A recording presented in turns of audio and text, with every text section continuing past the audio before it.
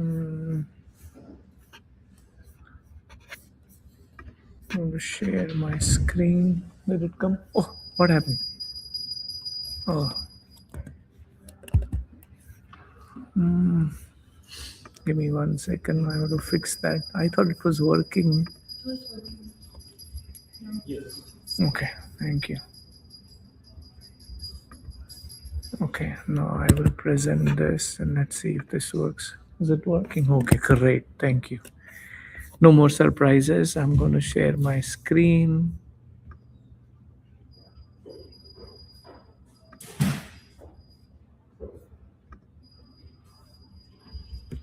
Okay, thank you. We'll start with the prayer.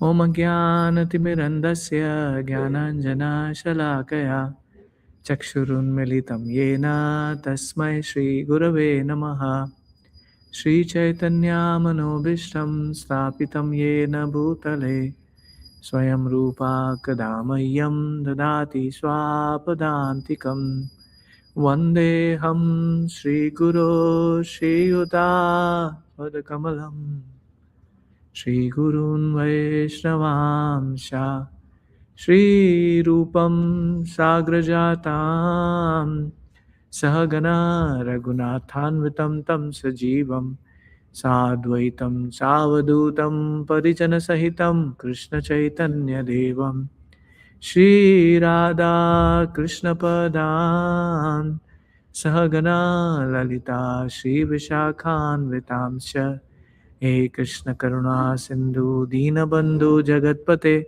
Gopesha Gopika Kanta Radha Kanta Namostute Tapta Kanchana Gaurangi Radhe Vrindavaneshwari Rishabhanu Sute Devi Pranamami Hari Priye Vancha Kalpatarubhyascha Kripa Sindhubhyev cha Patitanam Pavanebhyo Vaishnavebhyo Namo Namaha Namo Vishnu Padaya Krishna Prishtaya Bhutale Srimate Bhaktivedanta Swaminiti Namine Namaste Saraswati Deve Gauravani Pracharine Nirvishesha Shunyavadi Pashyatya Deshatarine Jai Shri Krishna Chaitanya Prabhu Nityananda Shri Advaita Gadadhara Srivasadi Gaura Bhakta Hare Krishna, Krishna Krishna, Hare Hare, Hare Rama, Rama Rama, Hare Hare.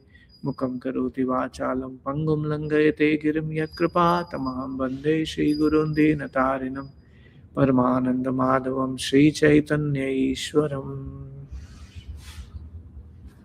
Hare Krishna. Very grateful again for joining today. We are continuing our last two verses of chapter 4. So, just to summarize what we have been discussing so far, especially last three verses which we were covering, or last few verses which we were covering, we were talking about there are three types of people. One type of people, especially when they are doubtful about from that perspective. So, one kind of people is that do not have faith at all.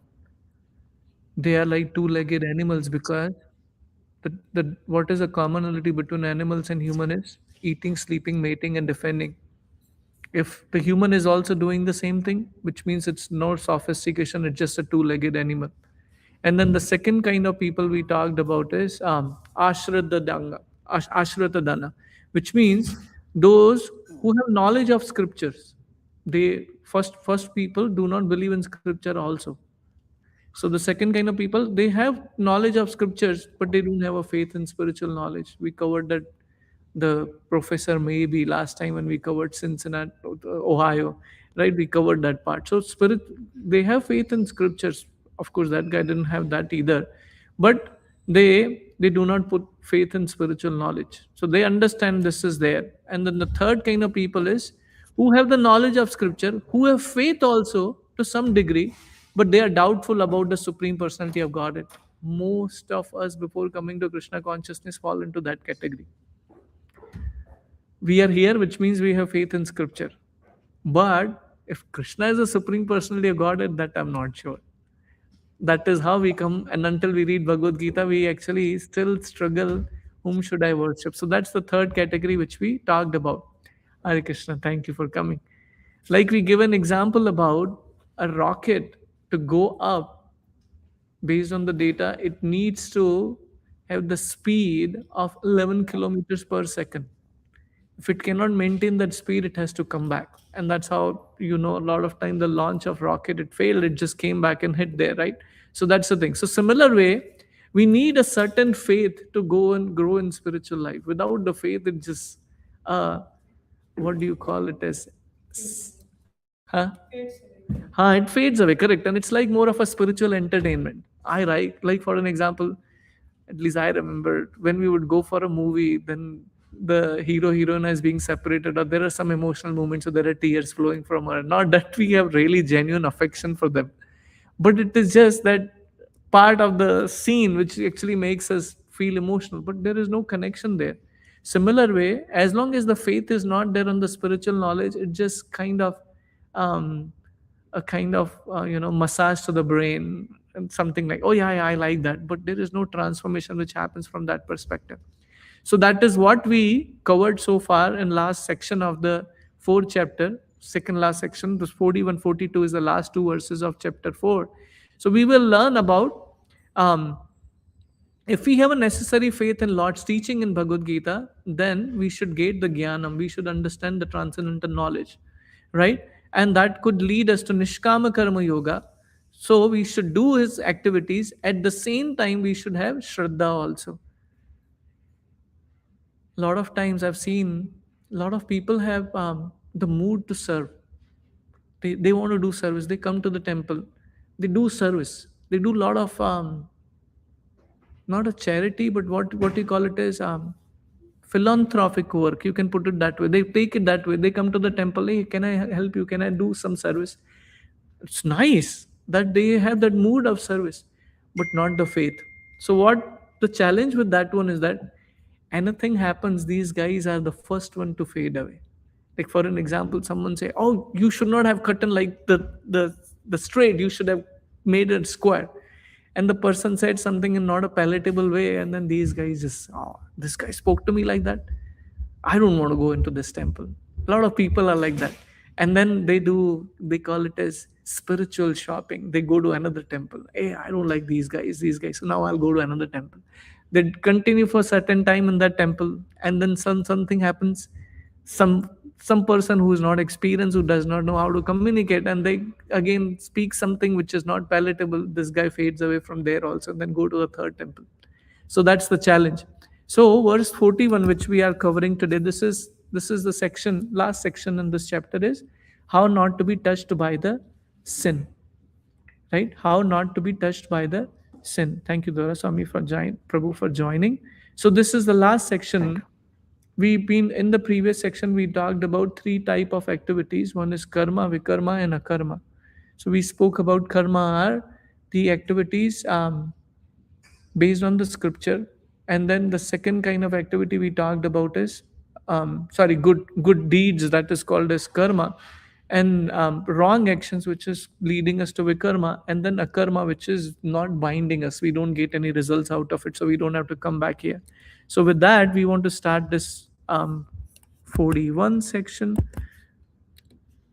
So let's read the sloka together. Yoga sanyasta karmanam.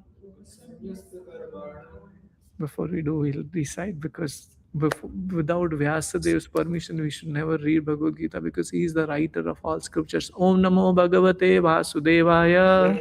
Om Namo Bhagavate Om Vasudevaya. Namo Bhagavate Vasudevaya. Om Namo Bhagavate Om Vasudevaya. Namo Bhagavate Vasudevaya. Om Namo Bhagavate Thank you. Vasudevaya. Yoga Sanyasta Karmanam.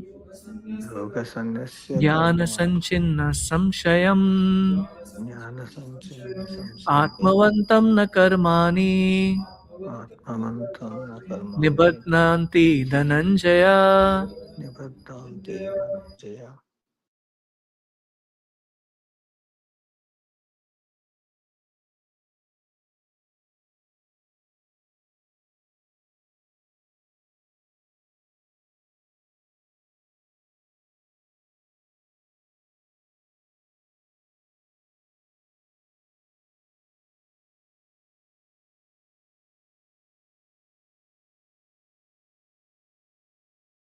Nobody can live in this world without acting.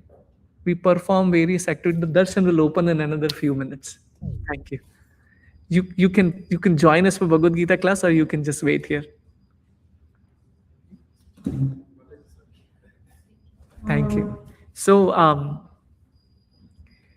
in summer you see so many ants crawling here and there, and you want to take them out. Like for an example, the other day there was an ant in the temple hall. So I was trying to take him out, and you put the paper. What these the ants do, they don't climb on the paper, they try to find out the way to run around that. So um, everyone wants to act. We cannot be without the action. So which means what? Whether we want or we do not want, we perform actions. We perform karma, and there are results coming based on the karma. Like someone who may think, understand, like we speak about. Remind me your name, Mataji. Hina. Thank you for joining. So we are discussing chapter 4 of Bhagavad Gita. See if you're comfortable, continue forward on that. So people who know, you know what the challenge of getting this material body is, that we have performed the karma based on that. We got this lifetime, right? We got this certain body, and then again I have to leave and quit this body, and I have to take up another body based on my karma, right? So intelligent people or people who are on the Jnana platform, what they do is, hey, this world is a problem. So what I'll do is I will not perform any action. So dealing with people is difficult, dealing with things are difficult, so I will just quit. How do I quit? I will quit and go back to the Himalayan mountain. No people to handle with. I can live alone, no problem at all. But at the same time, are they free from karma? No. For an example, if I'm walking, there may be some ants crawling on the road or whatever happens, and I put my feet on that. They die, which means I incur karma. Did I know about it? Absolutely not. But when I do perform that action, someone is killed by my action, knowingly or unknowingly, there is a karma associated with that. For an example, if I buy vegetables from the market, or this guy finds out berries and vegetables from the plants and then take it, right? And then he eats it. Now we know even vegetables and plants, whatever we call it as fruits, they are also living entities, which means if I'm killing them, that's also an action associated, which means there is a karma associated with that. So the person who comes to the platform of devotional service, he performs everything for pleasure of Krishna. Like for an example, why are we studying here? Is it the first time you're coming to the temple? You come often, right? We come to take the beautiful darshan of the Lord, because it's so attractive to see beautiful form of Shri Shri Radha Gopi Janavala, right? And when we are reading Bhagavad Gita, with what intention? Not that I want to be a scholar. I want to study Bhagavad Gita so that I can understand how can I apply Bhagavad Gita teachings in my life.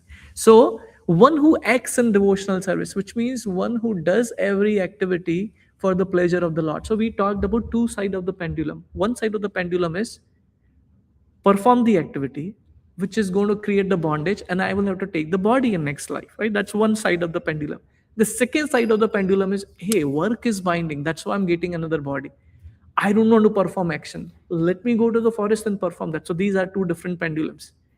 And this is what Arjuna's question, which was asked in second chapter, what should I do, which is third chapter, sorry. And that's where Krishna spoke about karma yoga, and then in fourth chapter about the transcendental knowledge. Now here, we don't want to go on one side of the pendulum or another side of the pendulum. So there is something in between, which means if you do the same action, which we cannot stop, but for the pleasure of the Lord, that is not binding us. Are you understanding so far? For an example, same example which we talk about, reading Bhagavad Gita. I am not doing it for the pleasure of my intelligence, but I'm doing it to understand what is the purpose of life and actually act based on that. So that actually is the act and devotional service. The second part is renouncing the fruits of his action. Very, very important, because like we spoke multiple times, any activity which we perform, what is the target? What is the thought process? What is in it for me? Why do I go to work? Am I going to get the pay? Am I going to get the pay which I'm looking for? Right? Any activity which you perform, there is an exception. There is an expectation that I'm going to get the results out of it. But one has to renounce the fruits of the action.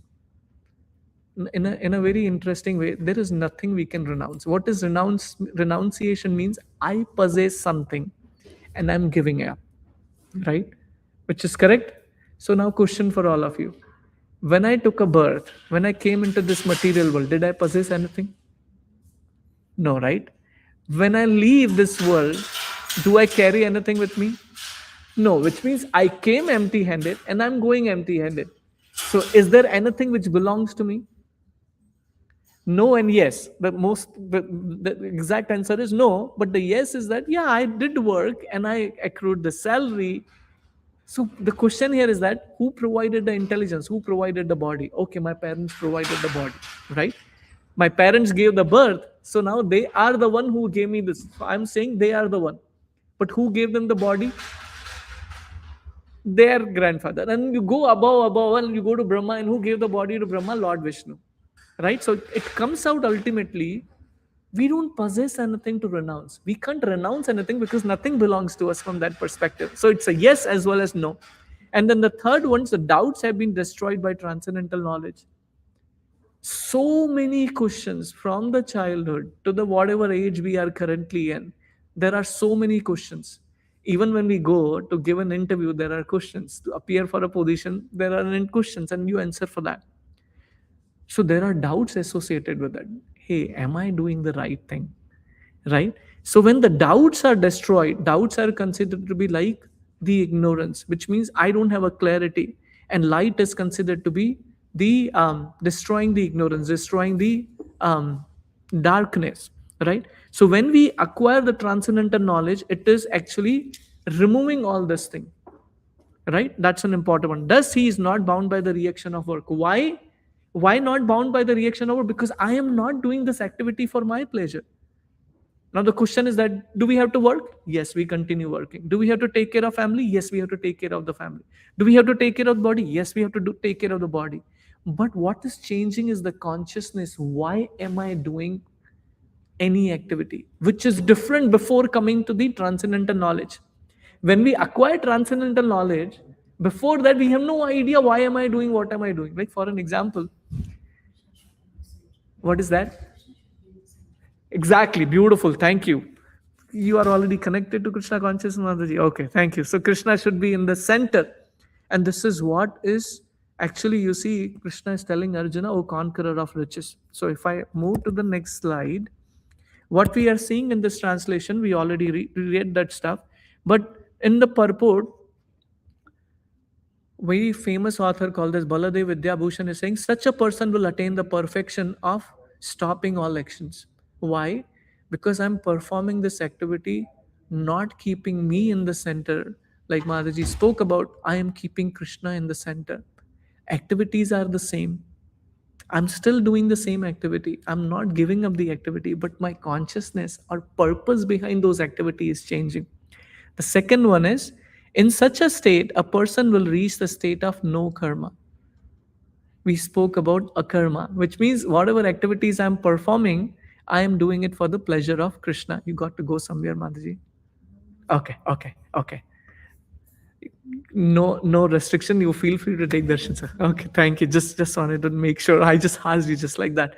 He is not bound by action, whether he does it for inducing people or naturally. Any activity which I'm performing, I'm not bound by actions. My dear devotees, I want to tell you something. These things, what is akarma, what is sin, what is pious activity, we don't realize that what is the impact of that until it renders in our life or it appears in our life. Especially when we perform certain misdeeds in our this life or past life, when the reactions of those activities come, so heavy, so heavy. It just really drains us out how to take care of those situations. And it comes in various forms, whether there is a financial loss, whether there is a relationship loss, whether there are issues in the relationship, whether there are financial issues or any of those issues. From that perspective, they are actually instruments of our karma. Whatever activities, nothing happens by chance. Nothing happens by chance. Whatever we did in this life or past life, those are the results which comes to us. And now that time, it is so overburdening. How do I handle the situation? Sometimes they just take away our whole consciousness. But when we perform those actions, we don't think about what is the result coming out of those activities, right? Like we give an example about Dhritarashtra. I gave multiple times. Many lifetimes back, he was actually putting a needle in the body of the ant, not realizing what is an impact of that.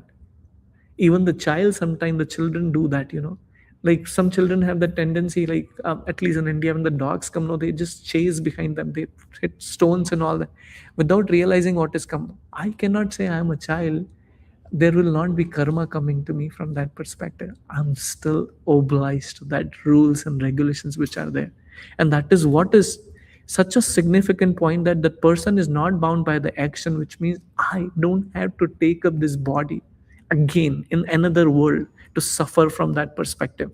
So what you see on the right hand side is similar thought process. Again, I'm not against McDonald, but the idea is, when I perform sinful activities from that perspective, like either smoking or either performing certain actions which are not supported in scriptures, that is what is talking about vikarma.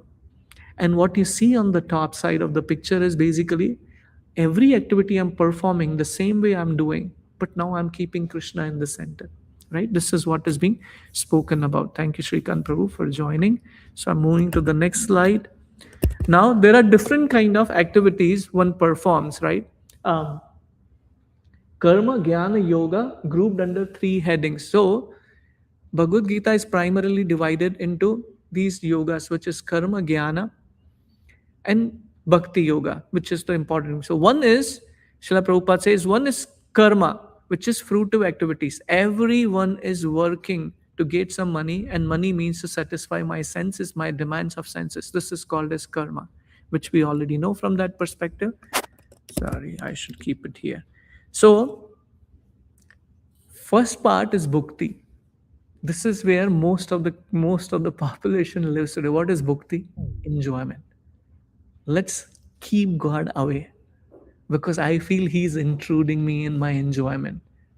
A lot of times, even people who know what is not right, they know, but they want to keep it away. Don't bring it. I want to do what I want to do. Don't bring in scriptures from that. So those kind of people are bhakti.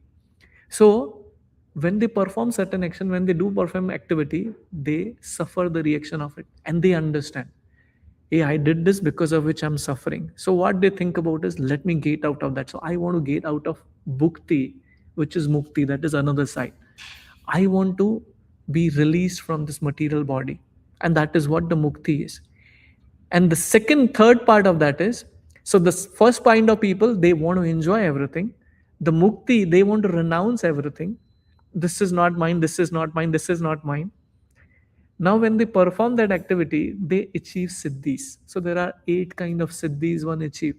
They can go above the platform of the earth. They can fly in the sky. They can travel to different planets.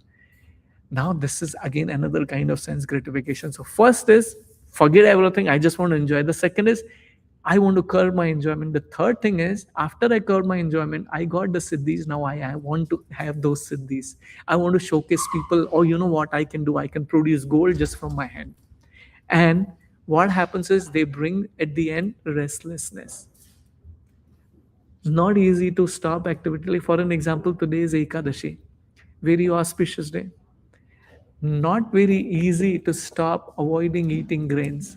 Though rest of the days your body you're anyhow eating, but that day the mind says, no, I want that. So not easy to actually do mukti or leaving anything from that perspective. But this is all a problematic situation. You see all these 3 pictures. What is something very common is everything is about I. So the first guy wants to show off, hey, I have a most luxurious car. The second guy wants to attract opposite sex, saying that, oh, I have bigger chunk of money. The third picture is basically talking about artificial happiness, showing that, oh, you know what, how can I serve from that perspective? There is no connection here from that perspective. So all 3 are problem, right? So when we think about, Srila Prabhupada says, then out of many millions such karmis or workers, one is coming to the path of jnana, which is knowledge.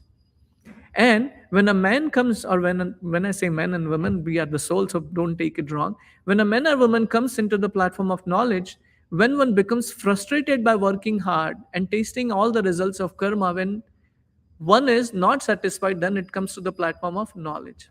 There are two kind of renunciation. The renunciation does not come automatically.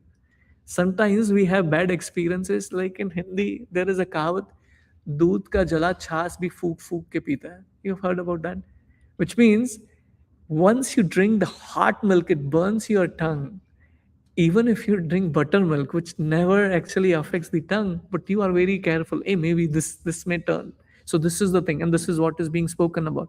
Knowledge means inquiry. Who am I? What I am.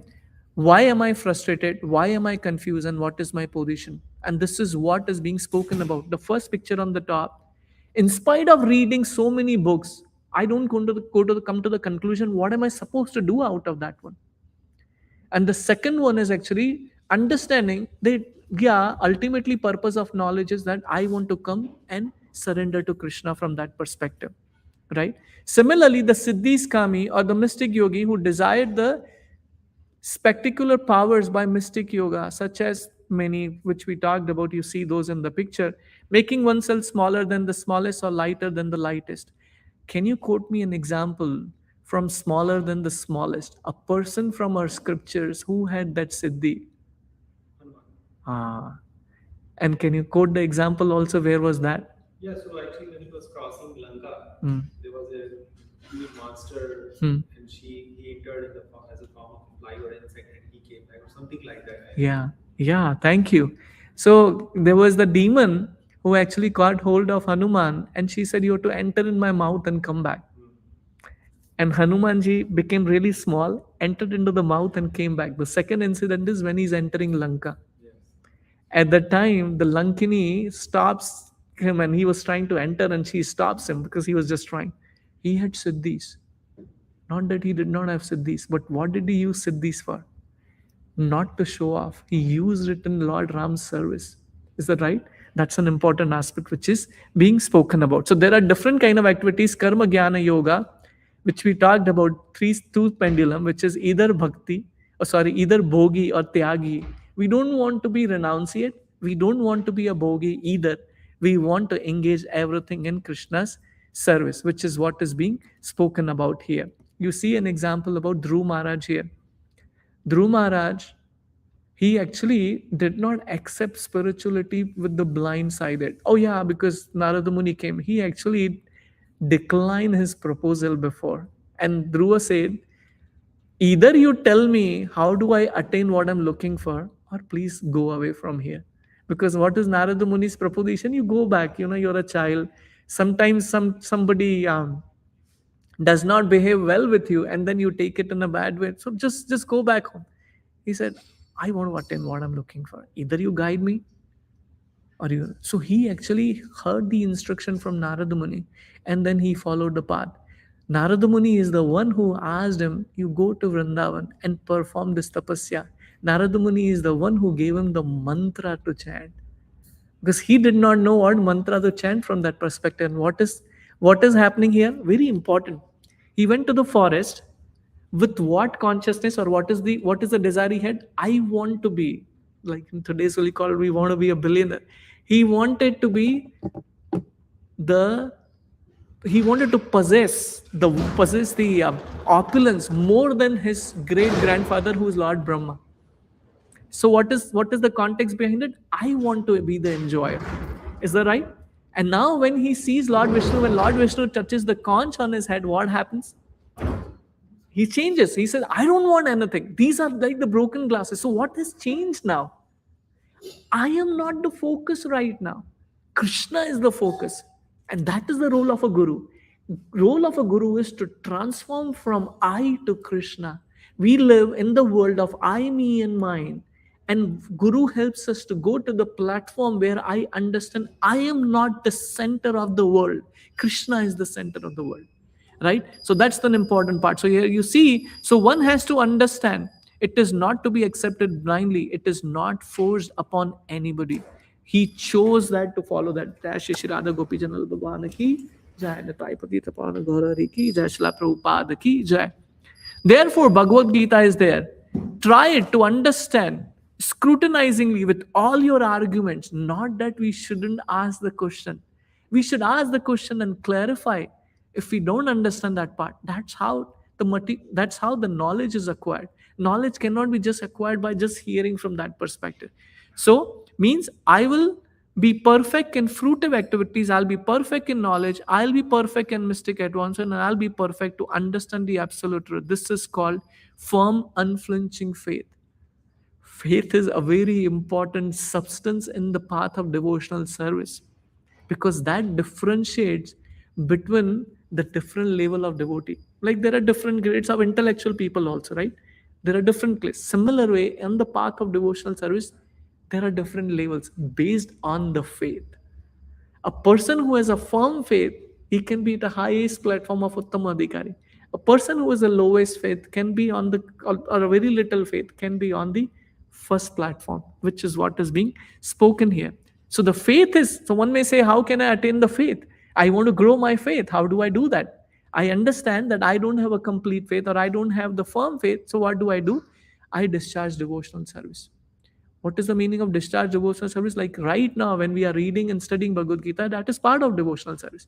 When we chant Hare Krishna, that is part of devotional service. And over and above this, one should control the senses. Not that you stop performing those activities, but change your motivation behind those activities, which is being spoken here. So, a person who is faithful and controls the senses can easily attain perfection in the knowledge of Krishna consciousness without delay. That is the important point which is being spoken here. You see, another example, the person who is on the top picture, his name is Bilwa Mangal Thakur. Earlier, he was not a very well known devotee. He was actually a person, like regular person, just like that. And he was debauchee, actually, interestingly.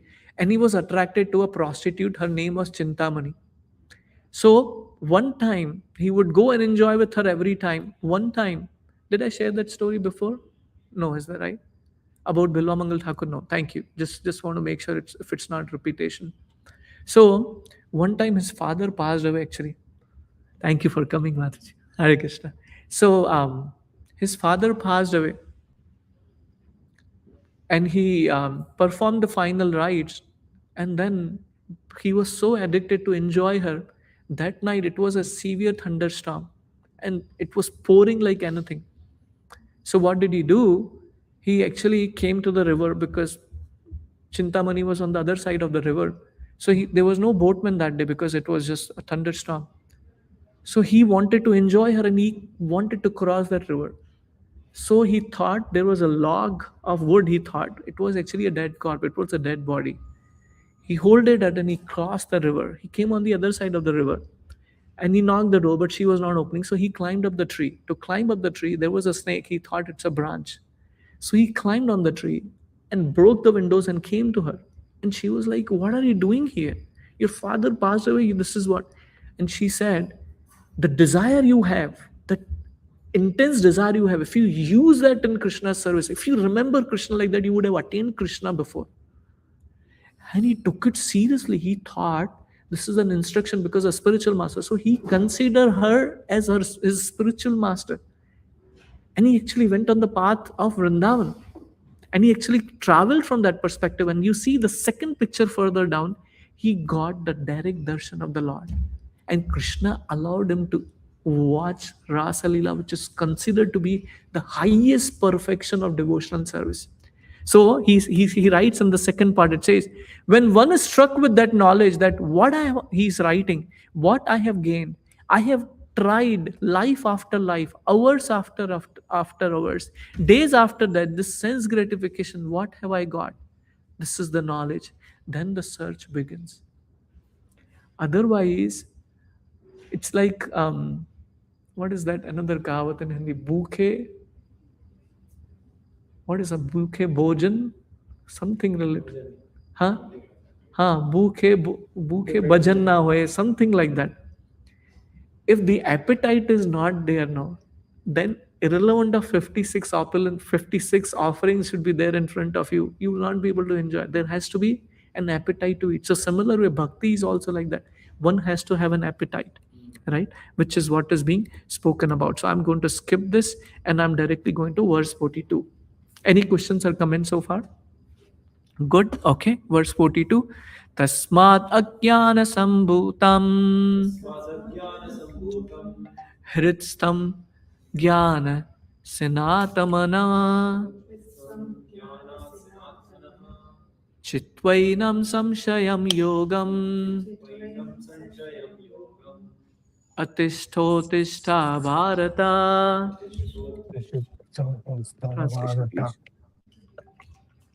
Therefore, cutting all doubts which have arisen from ignorance with the sword of knowledge, taking shelter of Nishkama. Nishkama Karma Yoga, rise, O Bharata. So, what is Krishna telling to Arjuna? Cutting all doubts which have arisen from the ignorance with the sword of knowledge. So, what is the purpose of knowledge? To actually chop off all our doubts and confusions, not to practice bhakti. It should clean up that, and ultimately we come to the path of bhakti. So, Srila Prabhupada writes, yoga in this chapter is called as Sanatana Yoga, which means eternal activities performed by the living entity. So, there are two divisions which we are talking about. The sacrifice for one's material possessions, if not dovetail for spiritual realization, it becomes material. Anything which we have in this material world, it is given by God. And if it is not utilized in God's service, it becomes material. For an example, this laptop, is that material or spiritual? It is material, but if I'm using it for spiritual discourse, then it becomes spiritual. You understand why? Same way, the speech, the knowledge which I have, if that knowledge is not bringing me towards Krishna, then it is material. But if this knowledge is bringing towards Krishna, then it is spiritual. So it is not about the thing, it is about the motivation behind using that thing is what counts, right? Like you see on the top picture, you see the love is transformed into lust. The love means it's actually unconditional, unmotivated love for God, Krishna specifically. That is transformed into lust, which means I want to. So there are two forms of lust, which is the one which we generally know, which is attraction between a men and women. But that's just the gross sense attraction. But the second one is enjoying anything away from Krishna, which means thinking not to offer it to Krishna, but keeping it for my enjoyment is also called as lust. So when that is harnessed into what? Sorry, give me 1 second. Yeah. Am I sharing a right screen? Yeah. When that is harnessed into positive energy by Krishna consciousness, that brings us to mode of goodness, then it is transformed back to love and eternal bliss. However, if that lust is not fulfilled, we already read that shloka, it transforms into wrath, then the illusion, the mode of ignorance, which is completely opposite, and suffering continues. So that is the first aspect which is being spoken about, if not dovetail.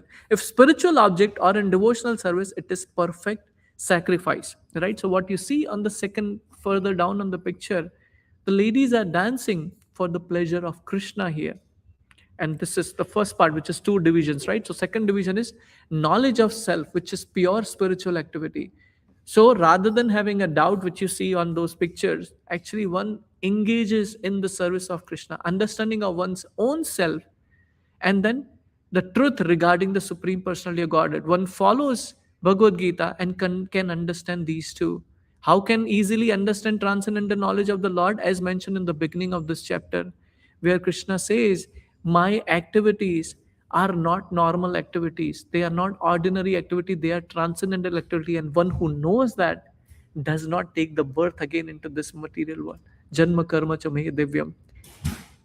Very interesting, which is being spoken here. So what you see in the next slide is how to remove ignorance, which is gradual acceptance of principle of Krishna consciousness. So slowly, we understand how to dovetail everything in Krishna's service. Like I gave an example last week. This person who knew how to carve the altar, carve the deities, and he was smoking. Srila Prabhupada told him, how many cigarettes are you smoking? He said, 1 packet a day. He said, reduce it to half. Not that he was chastising him. Yeah, why are you? He was putting a lighter on the head of Jagannath, Baldev, Subhadra. But this is the important part, which is slowly acceptance of principles of Krishna consciousness by different sacrifice to demigods, Brahman, in celibacy, in householder life, in controlling senses, and studying Vedas, following Varnashram, etc. Important factor in all of these is self realization. Coming to the platform of the soul, understanding my eternal nature is to serve God and build my relationship towards God, because all these relationships in this world are temporary, right? Study Bhagavad Gita or any other scriptures in connection to Bhagavad Gita under a bona fide spiritual master. We saw the example about Narada Muni, how he transformed I, me, mind from Dhruva to everything around God. So that's the role of spiritual master, right? So I'm coming to this special chart from that perspective, and we will quickly go through that. So Lord Krishna is suggesting slash ignorance by the weapon of knowledge, armed with yoga and fight. So chapter 4 specifically talked about sacrificial action, and there are two divisions which we covered in the previous slide: sacrifice for one's own material possessions, right? And the second one is knowledge of the self, which is pure spiritual activity to perform sacrifice with the spiritual object in the perfect sacrifice. So what happens if you do sacrifice was for one's material possession? Such sacrifice, if not doubted it for spiritual realization, then such sacrifice becomes material. Any activity, in a nutshell, very simple formula. If the consciousness is it is for my pleasure, it becomes material, right? So what is the outcome for that one? Sorry, I'm touching the wrong slide. When we talk about the Sanatan Yoga, refers to the eternal activities performed by living entities, which is a spiritual activity, and how to awaken Krishna consciousness by different types of sacrifice, which we covered from 25 to 29. Which common basis of all sacrifice and real student of Bhagavad Gita is one who seeks the objective of self-realization. So this is kind of the summary which is being spoken from chapter 4, which is highlighting those activities. And what you see, the spiritual activity, how to study Bhagavad Gita, understand a bona fide spiritual master with service and surrender, which is what we covered in one of the sloka. Follow the path as expressed in the Bhagavad Gita itself. And who can understand these two divisions of spiritual activity? One who follows the path of Bhagavad Gita as it is. And what are the benefits of such understanding? One who does not understand Bhagavad Gita is faithless and is misusing his fragmental independence. And how to remove ignorance? That is what we covered in this verse. This is the whole summary of chapter 4 so far. Any questions or comments? I noticed you mentioned about gaining knowledge, but wisdom is also required, right, to know what's Yeah, right and wrong. yeah. Very good Where question. does that come? Is it like same as faith? Thank you. Very good question. So the question here is that what is the difference between knowledge and wisdom? When the same acquired knowledge is practically applied, that becomes a wisdom. Basically, knowledge is about what, and wisdom is how, where you apply it. So very good. Thank you. This is much easier definition. So when I acquire this knowledge, and when I'm performing certain activity, and I remember this instruction and do that in that systematically, that becomes a wisdom.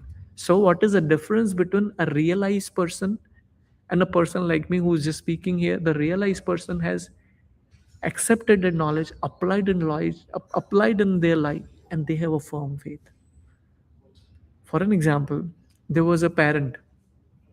There was a father who actually had two children. This father died because he was a drunkard. So another friend of the father came and asked the first child, "Will you drink?" He said, "Yes, of course."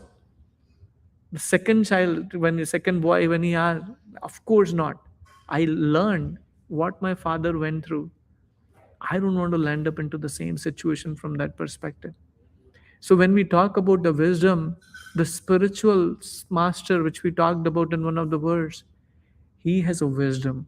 He doesn't have knowledge. The knowledge, when it is transformed, when it is chewed, that's how the wisdom comes in. Like the cow, when she eats the grass, she chews it, and that becomes the milk. Is there any machine in science where you put the grass and milk comes out? No. In similar way, these spiritual teachers who have attained that knowledge and realized it by their experience, When they give that, that penetrates in our heart. And this is the exact thing happened to Dhruva in the case of Narada Muni. Narada Muni was not giving a knowledge, he was giving him wisdom. And when he applied that, now it's another example, maybe even better example about Ratnakar. So Ratnakar was not able to chant. Narada Muni came and asked him, "You chant the name of Ram." What did he do? Very interesting. Find out any scripture which says you should chant Mara. There is no scripture which says Mara. What did he do? He asked him to chant Mara. And later on he became Valmiki. This is wisdom. Not theoretical, just understanding. Like Srila Prabhupada. Srila Prabhupada, very interesting example, please forgive me about that. One of the hippie asked Srila Prabhupada, this guy just came right now. He is addicted to drinking all this nonsense stuff. What does spiritual world look like? I gave that example. It's a room filled with LSD. These guys are day and night only think about LSD. How can they understand what the spiritual world looks like? Now, is this a right example? No. But this is wisdom. For that person to come to the path of devotional service and practice that, this is important. Like Srila Prabhupada, he transformed so many people, not by knowledge, by wisdom. There is a very beautiful picture I was seeing. Maybe it's in the next chapter, which we are going to start. Maybe a couple of verses we'll cover if time permits. Srila Prabhupada came and was playing Mridanga in Tompkins Square Park without the mic. And it's not a silent environment like we have it here. So many people picked up Krishna consciousness. And that's the key. It's what it counts is the wisdom, the purity. The purity comes from wisdom, not from knowledge. But very good question. Makes sense? Okay, any other questions before we move to the next one?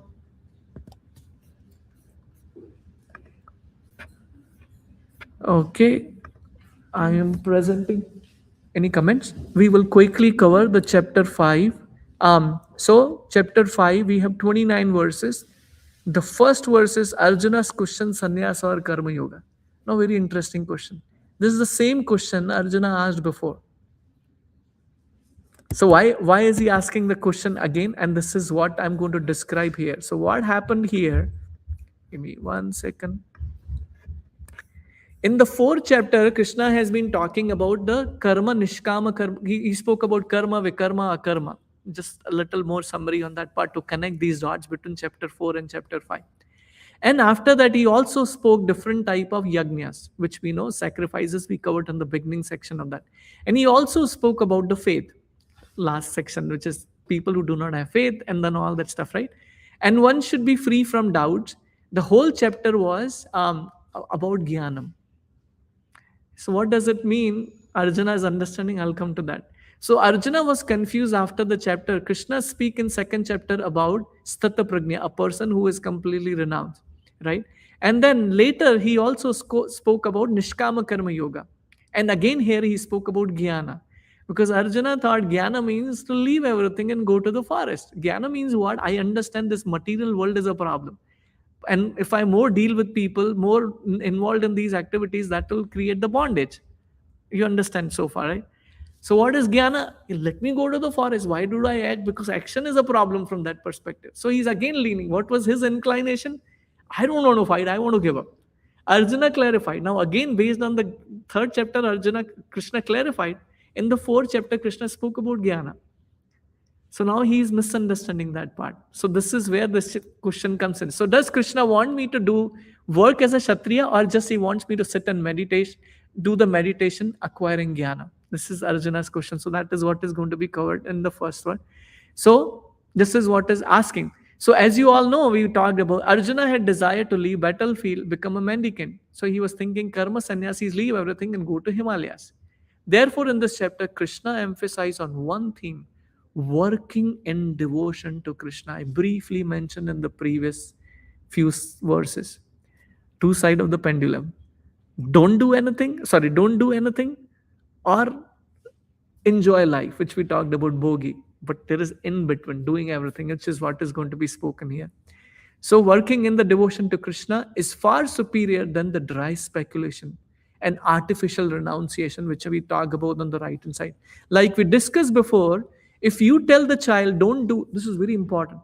Like a child, when we tell the child, don't do this, don't do this, don't do this, what happens with that? The child will say, so what else should I do? Give me the alternative. Don't ask me to stop. And that's the ideal parent does. Rather than no, no, no, no, no, the parent says what you should do, so that the child is engaged. And that's the action, which is what is going to be spoken. So nobody in this world can be inactive. We gave an example about the ant, right? In this way, there is always a urge in jiva to us to act. The problem in people are acting in the wrong direction. And that is what was told in Srimad Bhagavatam. There is a sloka on Rishabhadev, which is spoken about Canto 5, Chapter 5, Text 4. He says the root cause of all problem is sense gratification. Right? So the question here is that, so what do I do? Should I stop performing any activity? No, which is going to be spoken. So all jiva want to run after that, which is sense gratification from that. So animal body is the mode of sense gratification, but human body is made for self-control and subsequently self-realization. You see, I don't know how many times we notice when on the runway there is a plane going and there are cars also going, not a regular car, but there are whatever specific airport car. Both are running, but after a certain period of time, aeroplane goes up. Car cannot go up. That's the difference between an animal and human form of life. Human life is not designed for sense gratification. Animal life is designed for sense gratification. Animals have no idea how much to do sense gratification. Their whole life, how do I enjoy? That's what animal life is all about. But human life is about how do I go up beyond the sense gratification? How do I become selfless, which is what is being spoken about, right? Which means should not have taken a material body, but he has been awarded a material body for sense gratification. Therefore, I think it is not befitting on an intelligent man to involve himself again in the activities of sense gratification, which is what is being spoken about, right? For an example, we already spoke about it. Therefore, Krishna is teaching, very important. 99.99% of the people cannot leave everything and go to Himalaya. Yeah, I'm just reading this. This is not there. These are just my notes, which I'm just making sure it's there. I should have put that in. So what am I reflecting here is that is it going to the forest as recommended approach here? Not at all. And this is very important chapter, which is called as practical application of Bhagavad Gita, which is what our purpose of the class is, right? From that perspective. So like if I say the world, you will be entangled and you will be born again and again. So one may say, Harry, give me an alternative. Don't tell me this is no naiti, naiti, naiti. What is karmi and what is jnani does? Not this, not this, not this, not this. But then what? Because we need engagement. And this is an important part which is being spoken about. So what happens here is, you see, there is a renunciation in monkeys also. They also they live in forest most of the time, right? Now we see it in the city also, but they live in forest. They don't wear clothes also. Vairagya. Is that, and they are vegetarian too. So is that Vairagya? No. Because what we see is one monkey have dozens of females to associate with. That's not the point of actually renunciation. The renunciation is all about consciousness, which is being spoken about. So one should not renounce artificially, rather act on the platform of devotional service. Rather than leaving everything, you do everything for the pleasure of Krishna. So you change your consciousness. Like in Hindi we say, "Chodna nahi hai, jodna hai." Don't give up everything. Don't give up anything, but use it in Krishna service. That is an important part. Like for an example, you see, elephants is eating gallons of food. An ant may be eating few grams of food. Right? You see that. They only take their own quota. Ant never eats as size as of the elephant. An elephant doesn't eat. Or even if you see pigeons, if you throw some grains, this guy will eat and go. Not that he will bring a plastic bag, load some stuff for tomorrow. Even elephant doesn't do it. This is none of the animals do. Except human. Thank you. That was the second part. Why? Very important actually. The more we accumulate, the more we have to protect. And when it is taken away, it is painful. I am sharing from my own experience. Very painful, though I can speak about the philosophy. So even though you are doing actions, your actions are not binding you, you are liberating you. Not the first guy, not the second guy in the pendulum is released from the bondage, but the middle guy who is not going to the forest, who is not just doing sense gratification, is doing everything for pleasure of Krishna. You not don't starve food, but use the food which is offered to Krishna, that becomes prasad. That is not binding. I'm eating still same samosas, I'm still eating same pizza and pasta. But the difference is that it is offered to Krishna. It is a legit way of eating. That is what is being spoken about. So I think let's cover first words. Can we cover? Go ahead. No, I was just going to say, yeah, offering to Lord Krishna and eating is fine. Please. But overeating is where the buddhi comes into play. Sorry. Greed. Sorry, yes. I Just because you offer doesn't mean that you. there was one monk who said a very beautiful line. I really like that. So when we get Mahaprasad like rabdi is there, and then sweets are there. Though it is Mahaprasad, which means it is offered to Krishna, but my body is material. So if I have a sugar disease and I think, oh, this is Mahaprasad, nothing will happen to me. It's my foolishness. Same way, like if you're overeating, I have a quota and I this is so similar. You don't undereat, and this is what Krishna speak, yukta ahara viharasya. Anything which you do, balance it out. You eat on time, eat whatever is needed to maintain the body. If you overeat, then that is a problem. If you undereat, that's also a problem. So one has to be very careful. So can we move to chapter 5, text 1 first? Is it okay? Can we cover just the first verse? Arjuna Vacha. 1 second. Did I stop sharing my screen? I did. But here I've stopped. Yeah. Am I sharing? Yes, I'm Yes. sharing now. Thank you, Prabhu. Yeah. Sanyasam karmanam Krishna. Sanyasam karmana Punaryogam cha samshashi. punaryogam cha Yatshreya etayorekam. Tanme bruhi sunischitam.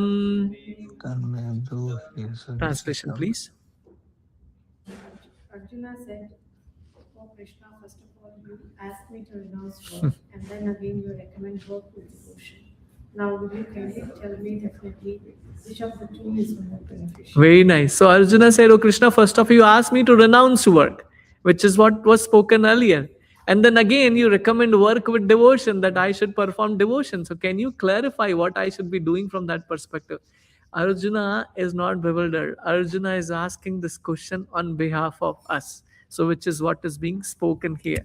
So if I go back to next slide, Krishna recommends the spirit of renunciation in work.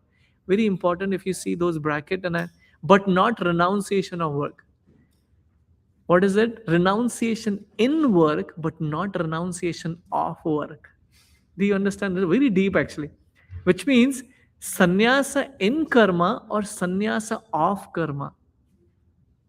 Right? Not sannyasa of karma. Don't run away everything and leave everything, but you be detached, which is what is being spoken in karma.